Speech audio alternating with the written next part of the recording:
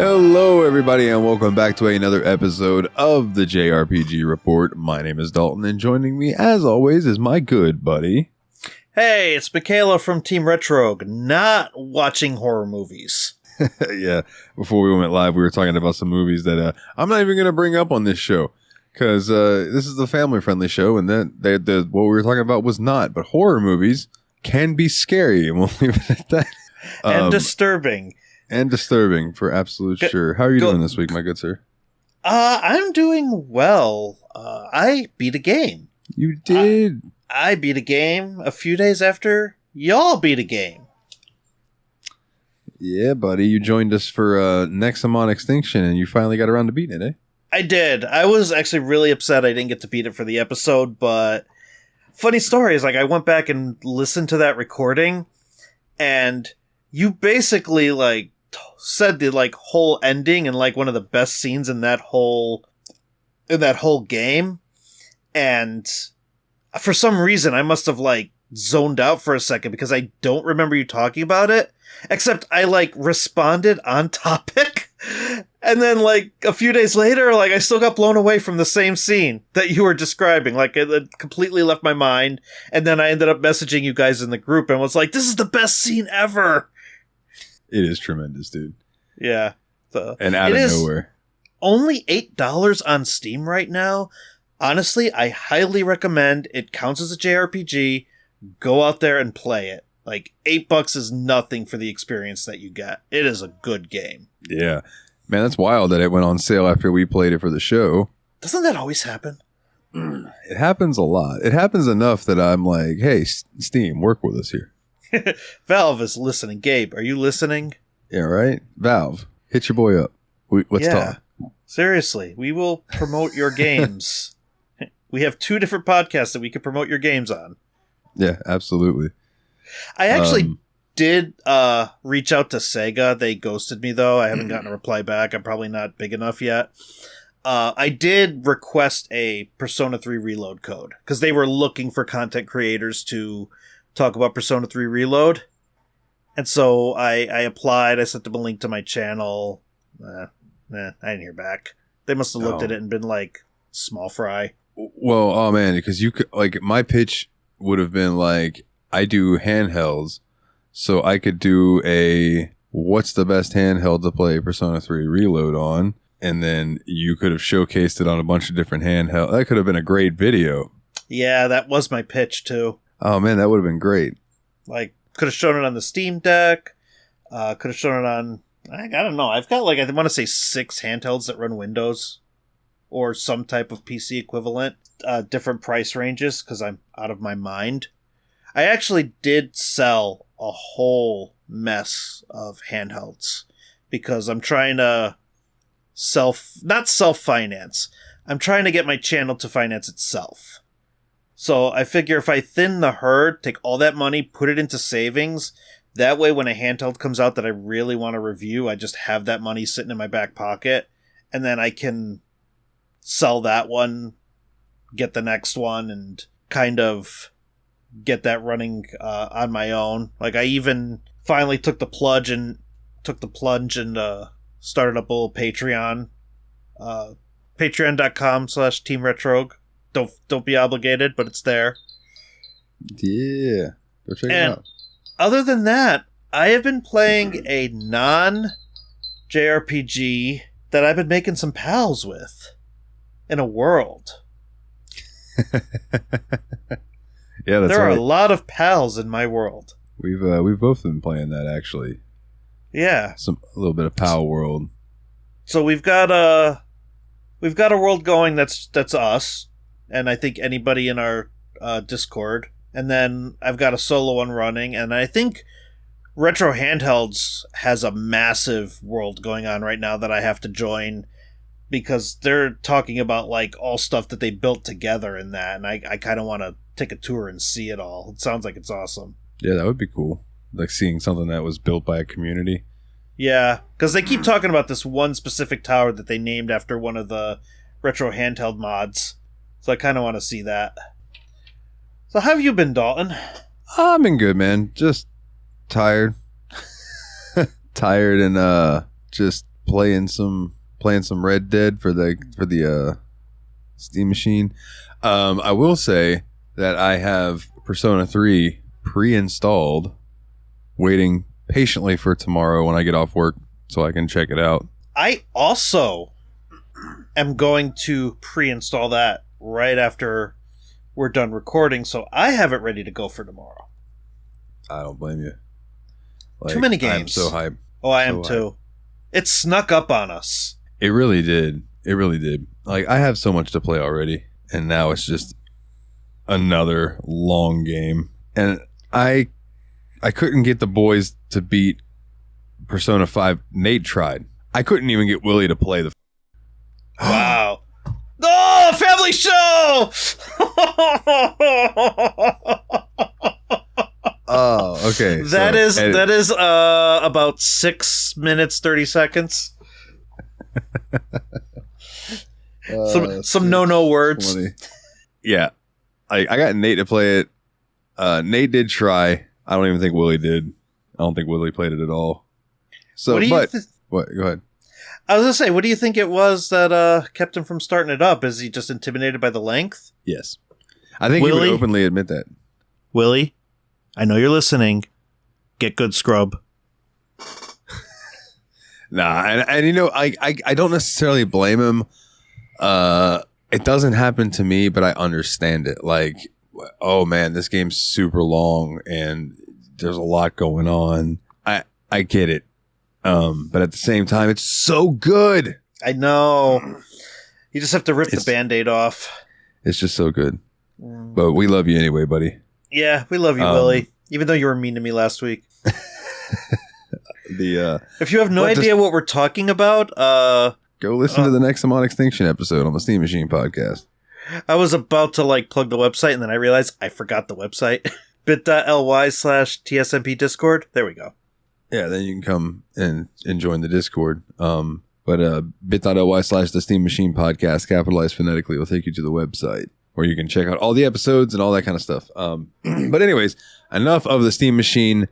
Enough of the mumbo jumbo. We don't have a ton of news to get into this week, but we will be back next week for something, but we'll get to that in just a second. But here is a list. Man, February is packed with games. I'm not going to go through all of these because not all of them are JRPGs, though they are all RPGs. But February 1st, so the day that we were recording this, Grand Blue Fantasy Relink came out.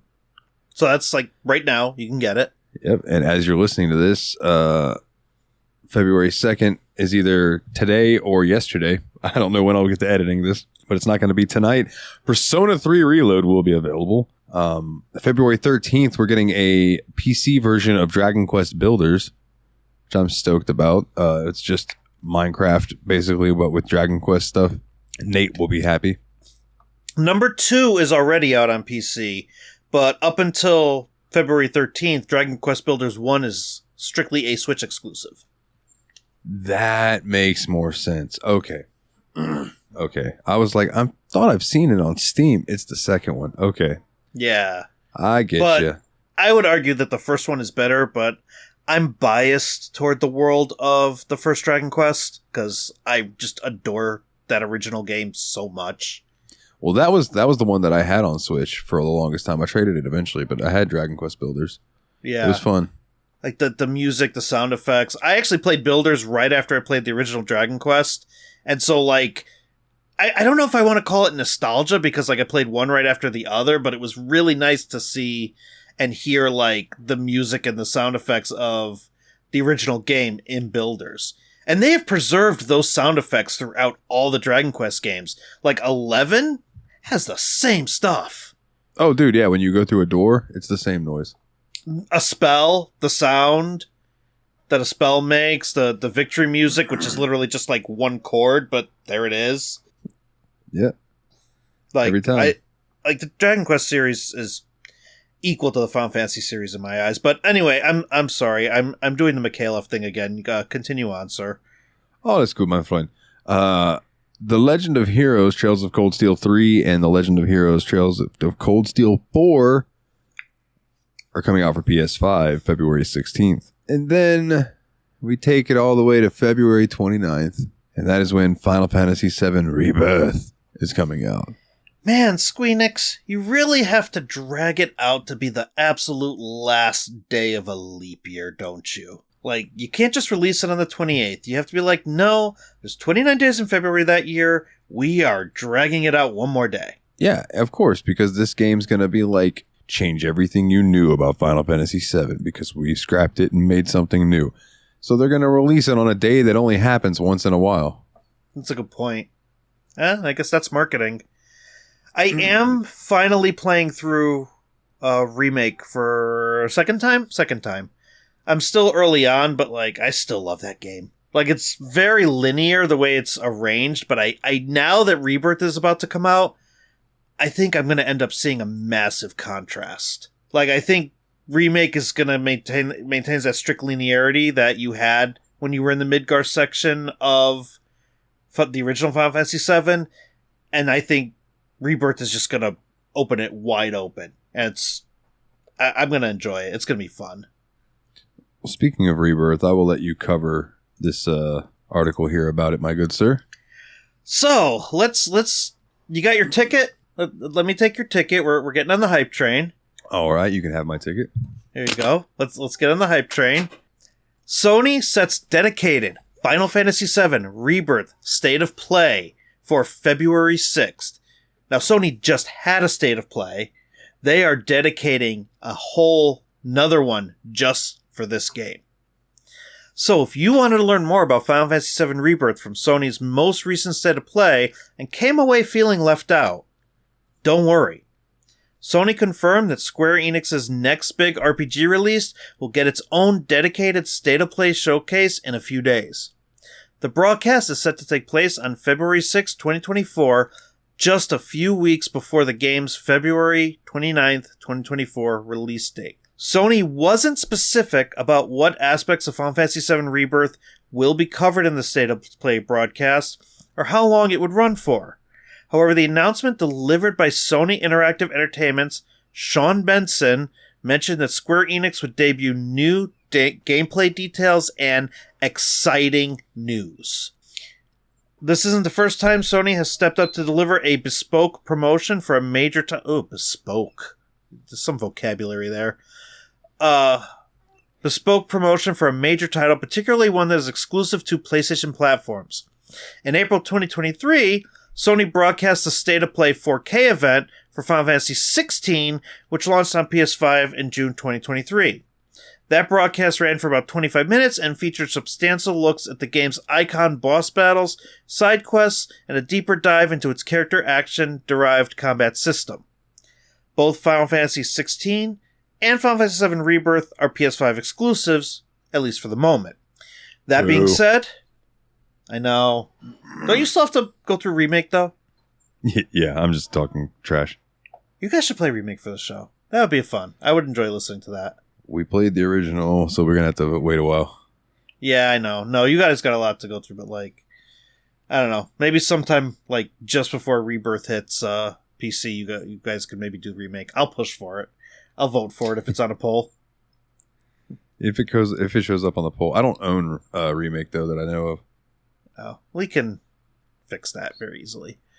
Anyway, back to the story. That being said, Square Enix hasn't exactly been shy about letting players know what to expect. The publisher pushed the game's promotional engine into gear as early as September 2023, when it confirmed the game's release date. Since then, all manner of fairly detailed information has been shown, such as the abilities of playable characters like Yuffie and Kaichi, looks at iconic locations like the Gold Saucer and Junyuan, and some all-new embellishments like a theatrical production of Loveless. Final Fantasy Rebirth launches on February 9th, 2024 on PS5. Other platforms of the game have not yet been announced. Oh, the Gold Saucer. I still love it on 14. I want to see how they make it for the Rebirth. It definitely looks interesting. I want to get the Remake before I even try to touch Rebirth, but I mean, I do appreciate that they're trying to do something different with it. I know. It's gonna be exciting. I'm hyped. However, This next article is something that you're hyped about. I'm hyped about it, but I won't get to it for a long time. I know, but I'm sure even just the trailers and all that like are still making you want to get there quick. Absolutely. Like a Dragon Infinite Wealth has logged the Yakuza series' biggest ever launch on Steam, with more than 4 times the player count of previous mainline entry Yakuza Like a Dragon. Infinite Wealth, which arrived on January 26th as the 8th mainline Yakuza game, achieved a peak concurrent player count of 46,161 during its launch weekend, compared to the 7th mainline entry's peak of 9,535 concurrent players. That's a big leap. Yeah. That is a massive leap. The previous record was held by spin-off Like a Dragon Gaiden, the man who erased his name, which launched in November, but even this was just 13,737 peak concurrent, therefore blown out of the water by Infinite Wealth. These are the only comparable numbers for the Yakuza series, however, as all previous games only launched on Steam after their initial release on consoles. But the growth from Yakuza Like a Dragon to Infinite Wealth certainly suggests a huge boost in popularity of the series overall. Infinite Wealth takes the series outside of Japan for the first time, as protagonists Ichiban Kasuga and Kiryu Kasuma arrive in Hawaii, and naturally soon they become involved in a complex web of criminal underworld shenanigans. It features the Yakuza series' biggest map to date and lets players become a samurai, a surfer, and a housekeeper as it continues the unique blend of dramatic crime thriller and completely wacky side content, this time including what's basically an entire Pokemon game. Which Publisher cracks me up. That's tremendous, dude. Publisher Sega has caused some frustration, however, as Infinite Wealth's New Game Plus mode is exclusive to the deluxe and ultimate versions of the game, which come in at $15 and $40 more expensive, respectively. In our 9 out of... Oh. No, go ahead, finish the story. I was just looking up the Sujimon game. In our 9 out of 10 review, IGN said, sprawling, enthralling, and packed with dynamic brawling, Like a Dragon Infinite Wealth isn't just the best turn-based Like a Dragon game, it's one of the greatest games in the entire series. So they say it's basically an entire Pokemon game, but you are using people. That's awesome. Because I'm looking at it, they're basically, they're other humans. As a matter of fact, I'm looking at a screenshot. I'm gonna DM this to you just because it's hilarious. It's a 3-on-3 Sujimon battle. One of the guys is literally just wrapped in a sleeping bag. Why? That's so ridiculous. It's Metapod. He's just gonna use Harden. Oh wait, I can't say that. Wow. Okay, so I see Majima. Is that Majima in there? Majima's in the center. Kiryu's to the left. And I'm not sure who that is on the right. I can't remember his name. And they have types: Blaze, Frost, Nature, Light, and Shadow. Which it's more like that Fire Emblem mechanic than it is Pokemon, but it is still funny. That's so cool. And there's an Elite Four. There's a champion. Players must also catch Sujimon. How do you catch people? I don't know. I was playing Power World and accidentally hit somebody with a POW ball or POW sphere and caught them. So, what did you do with that POW sphere? Did you get to release the guy? No, he's sitting in my POW box. Oh shoot! Yeah, he's just chilling in there. He was a thug. So you can't have him work on your farm or anything? Yeah, you can. Oh, that's hilarious. I thought about building one of the there's inhabitant things that you can build that are like zoo things. Yeah. And I thought about putting them in there. Oh my god. That's funny. I have to try that. I wonder if they're going to edit that out eventually, or if it has a thing when you catch them, it pops up and says catching humans is looked down upon on Power World Island or whatever. Oh my gosh. They actually Why is this amusing to me? You can summon them and they'll come with you and go and fight stuff just like they would a normal POW. Okay. That's funny. I'll let you take this next one, my good sir. Yeah. Zenless Zone Zero PS5 trailer appears at State of Play. At the January 2024 State of Play, Sony and Hoyoverse shared a new Zenless Zone Zero PS5 trailer highlighting characters. It essentially confirmed that it'll be on the console and showed some cast members we already knew about. A handful of agents from different groups showed up. For example, Belobog Heavy Industries Koleda appeared first. Then Nicole and Nekomata from the Cunning Hares appeared. At the end, a confirmation of the PS5 version's development came up. It's been a big deal since we've seen any new updates on the game. The last updates came up at the end of 2023. That's because the equalizing test was being held. It went on throughout November and December, and as it happened, Hoyoverse shared data on details like number of battles fought, money earned, and when they tended to play. Some new wallpapers were also shared. This isn't the first Hoyoverse game to show up on a Sony platform. We've also seen Genshin Impact and Honkai Star Rail appear there as well. The former's 4.4 update just debuted, and the latter is about to get the 2.0 patch in early February 2024. Zenless Zone Zero will come to the PS5, PC, and mobile devices in 2024. There's no exact release date for it just yet, though. So, here's my thing with the Hoyoverse games. Yeah. They're gacha games. Don't get me wrong, they are. But to me, you don't have to pay money to enjoy those games. Like, Honkai Star Rail is really, really good. They're both good. For whatever reason, I cannot get into playing them for extended periods of time. I don't know what it is. I literally cannot explain it. I struggle to have those games keep my attention. Whenever I would play Honkai, I would log in, do my daily stuff, and then it was either I would do my daily stuff and immediately log out, or I would be like, well, I'll go do one or two things, and then I would play for like 2 or 3 hours and be like, man, I should be playing the game for the show instead.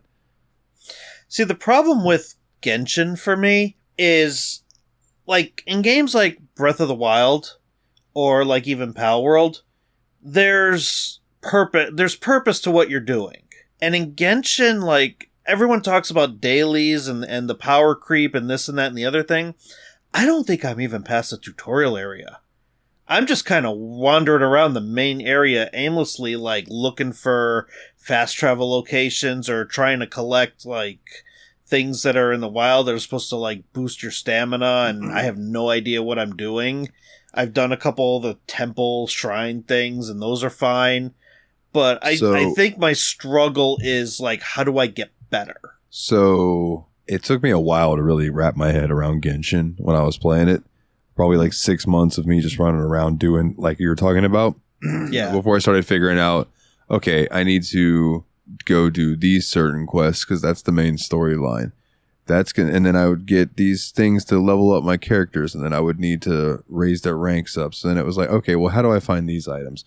Let me look it up.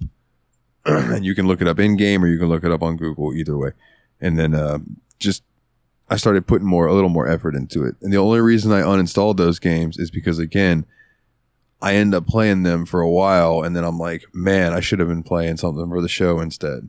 Yeah. It's my only thing. That's why I quit playing Final Fantasy 14 again. We miss you. That and money. Well, yes, that too.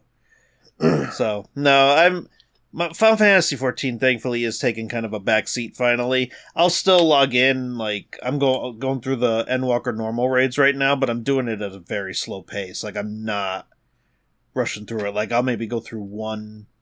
I'll maybe, like, spend, like, an hour, maybe 2 playing, and then I'll go to something else. So, this next one, there's not much to say, but I'm going to say it. You had tweeted me on X, Twitter, whatever you want to call it. I still call it Twitter because I'm looking at my web browser and I'm on twitter.com. So it's Twitter. This game by Alchemia Studios, or Alchemia, it's probably Alchemia Studios, Echoes of the Stars, which is a 2D hand-painted action JRPG. And I was like, that's awesome. So I liked it and I retweeted it, and they ended up following us. So I figured, hey, you know what? Why not? I'll give them a shout out. And this that I retweeted, if you'd like to go wishlist this on Steam, you can click this link and it'll take you to the Steam store, and you can hit them with a wish list. And I know that those numbers help them out with Steam. I'm not exactly sure how, but I know that wishlist numbers help. So check them out. Yeah, no, I was just browsing through the Twitters one day and I saw that, and I'm trying to be a little bit more active about if I see an article that I think will be good for the show, I'll just pop it your way, or I'll retweet it and mention you and see if it pops up on your end. Yeah, I appreciate it. Yeah, it of course. Helps. So, you want me to take this next one? Yeah, sure. All right. Square Enix announced the merger of the Tokyo RPG Factory subsidiary. The company will take over the rights and obligations of the subsidiary after the dissolution of the studio on January 31st, 2024, which was yesterday. The studio was originally founded in 2014 under the Tokyo Dream Factory name by then Square Enix president Yosuke Matsuda. The company was a subsidiary of Square Enix. Later, it was officially established as in June 2015. The studio is behind the development of I Am Setsuna, Lost Sphere, and Onikani, which released in 2016, 2017, and 2019, respectively. I know I spelled that last one wrong. Go ahead. Oninaki. Oninaki, thank you. No, the second I said it, I'm like, I know I butchered that. Oninaki. The first two titles are turn-based RPGs inspired by the NES Super Famicom era of RPGs. I want to say both I Am Setsuna and Lost Spheres were like early Switch games. I Am Setsuna was definitely a Switch release because it came out in 2016. Lost Sphere came out like a year later. But they were both like well respected for the time, mostly because there wasn't much to play on the Switch, but good games from what I hear. Yeah, I mean, I've heard that I Am Setsuna is a lot better than Lost Sphere, but I've heard they're both good. Yeah. The games share gameplay and story elements from titles like Chrono Trigger and Final Fantasy X. Meanwhile, Oninaki is an action... Did I say it right that time? Yep. Okay. Is an action RPG with a focus on the theme of life, death, and rebirth. In August 2020, Square Enix reported big losses from both its Tokyo RPG Factory and Studio Estolia subsidiaries. The latter was led by former Tales series producer Hideo Baba. Studio Estolia closed down on May 2019 after the cancellation of its first game, Project Prelude Rune. Square Enix announced the merger of its Tokyo RPG Factory subsidiary on January 31st, 2024. So does this mean that the studio is just getting absorbed into Square Enix and those people are now going to work for Square Enix instead of Tokyo RPG Factory? Yeah, that's what I gathered from it, yeah. Unfortunately, with all the layoffs that have been going off in the gaming community, this might be bad news for some of them, because the Square Enix might cut staff and lay people off, which is unfortunate. Yeah, well, hopefully not. Hopefully not, because Square Enix has a lot of bangers coming out, so... Yeah.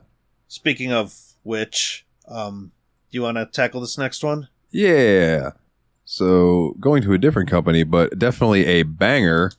The rest of the show is about this game, just so you know. Only because it's coming out in March and it's getting a lot of publicity. Capcom have released a new trailer, information, and screenshots for Dragon's Dogma 2, including introducing the new Warfare vocation exclusive to the Arisen, which can access all weapons, as well as the mysterious threat plaguing the Arisen's loyal pawn companions. Vocation Meisters who grant the Arisen access to the skills of the highest order, and new action gameplay. So the Wayfarer is a new vocation exclusive to the Arisen that can use every weapon and learn different skills from each vocation. By using diverse weapons, the Wayfarer can respond to any situation and create combos that cross vocational boundaries. The Wayfarer's lower base stats require them to utilize the situational strengths of different weapon types to be on par with other vocations with specialized strengths. Dragon's Plague is a contagious disease-like condition that infects pawns as they travel between worlds. Rather than being weakened, pawns with the disease are said to display remarkable performance and to become conspicuously bold in their speech and behavior. According to folklore, when the symptoms of Dragon's Plague reach terminal stage, it will result in devastating calamity, but the veracity of those claims is unclear. On your travels, you will encounter vocation meisters who have mastered their chosen vocation to its fullest.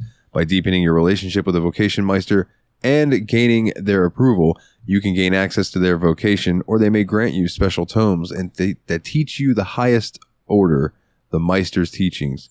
The fighter Meister, Lennart, has long served the fortress village of Melv. With his exceptional swordsmanship and leadership skills, he has held the fort together to protect the land from the dragon. Meanwhile, the mystic spearhand Meister, Sigurd, hunts dragons for his own personal reasons. He's a quiet man with an inquisitive mind, and he constantly trains to improve his fighting skills and unique style. Formerly the court of the Oracle Vermund, the trickster Meister Luz is currently hiding out of fear for her life over speaking out against the false arisen taking the throne. Dragon's Dogma 2 is out for PlayStation 5, Xbox Series, and PC via Steam, March 22nd. Too many games. Oh, I'm definitely going to play this. Dragon's Dogma 1's so good. It really is. I didn't play the DLC, but I played through the main game twice, and both times I really had a lot of fun. So, I'll take this next one. Dragon's Dogma 2 will only have one save slot, shared by manual and autosaves. IGN Japan has confirmed via a preview that the upcoming Capcom action RPG, Dragon's Dogma 2, will only feature one save slot. Additionally, manual and autosaving will share the single save slot, meaning that players must stick by whatever consequences they face across their experiences. This isn't new to the series, as Dragon's Dogma Dark Arisen only featured one save slot. Yep. Still, newcomers may find this unappealing. A potential workaround could be storing saves on a USB, but that could become a tedious process. There's also a rumor going around that Dragon's Dogma 2 will only run at 30 frames per second, though that is currently unconfirmed. Dragon Dogma 2 will launch for PS5, Xbox Series X and S, and PC via Steam on March 22nd, 2024. Dragon's Dogma 2 opens in a subterranean jail where the Arisen are set on a path to slay the dragon, which is a symbol of the world's destruction. A hero will rise to fulfill their destiny and claim the throne of the human. Up to 3 mysterious otherworldly beings known as pawns accompany the Arisen throughout their journey. Pawns create the feeling of a cooperative gameplay experience by offering unique characteristics, skills, and knowledge gained from their experiences with other Arisen. The adventure occurs in a parallel world of the first game. Dragon's Dogma 2 is a single-player action RPG with multiple approaches to the adventure. Players craft their own experience using skill, pawns, or clever solutions to quests. So, do we want to go over this last story and talk about a couple things, or do we want to talk about that one save slot thing really quick? I mean, we could talk about the one save slot thing. It doesn't bother me.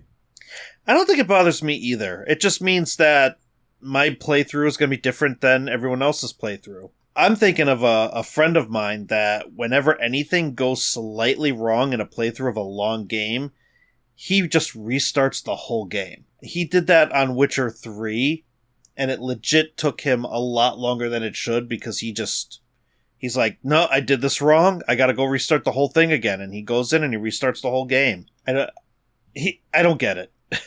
But if he were to play Dragon's Dogma, which I don't think he will, something would go wrong. He would have that autosave slot take over his manual save slot, and he would just start the whole game over. I wonder if there's other people that are like that. Like the playthrough has to be perfect. I mean, I've always been of the mind of just take it how it throws it at you. Yeah, me too. Yeah, like when a game wants you to do that. Oh, go ahead. I was going to say, when a game wants you to make decisions and make those decisions count, let them count. Right. Exactly. So, yeah, even like when I eventually get around to playing Baldur's Gate 3, like I'm just going to let things go as they fall. I'm not going to like save scum or anything like that. All right. Our last article for this episode. Dragon's Dogma 2 director Hideaki Itsuno is not a fan of fast travel in open world games. In an interview over at IGN, Itsuno affirmed his commitment to making traveling the world of Dragon's Dogma 2 something the players look forward to. Itsuno argues that if the players find traveling the open world of a game to be boring, that's not inherent to the genre, it's the mark of a boring game. He says, just give it a try. Travel is boring? That's not true. It's only an issue because your game is boring. All you have to do is make travel fun. That's why you place things in the right location for players to discover, or come up with enemy appearance methods that create different experiences each time, or force players into blind situations where they don't know whether it's safe or not 10 meters in front of them. That is a quote from Itsuno himself. This isn't to say that Dragon's Dogma 2 won't feature fast travel, just that Capcom is banking on most players not feeling the need to often utilize the feature, because the team is confident they've built a world worth exploring. Fast travel options in the game include port crystals, which can be teleported to with expensive and scarce fairy stones, as well as the new option, ox carts. I remember fairy stones from the first game. They were a pain in the butt to get, so I did not fast travel very often. And I remember... Until I got the Eternal Fairy Stone, or whatever it was. That's exactly what I was going to say. Like, I remember them getting so much flack for the lack of fairy stones and the lack of fast travel that they legit put an Eternal Fairy Stone into the game and was like, here. Just take it, you lamos.